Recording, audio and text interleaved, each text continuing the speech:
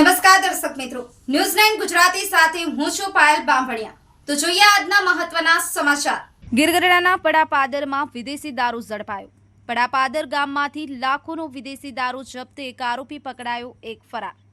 ગીર સોમનાથ જિલ્લામાં દારૂબંધીના કડક અમલ માટે પોલીસે મોટી કાર્યવાહી કરી છે।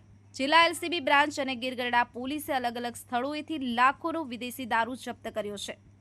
એલસીબી બ્રાન્ચના પીઆઈ અને સ્ટાફને મળેલી બાતમીના આધારે પડાપાદર ગામે ઉદય ભાઉભાઈ દેવરાની વાડીમાં દરોડો પાડ્યો હતો।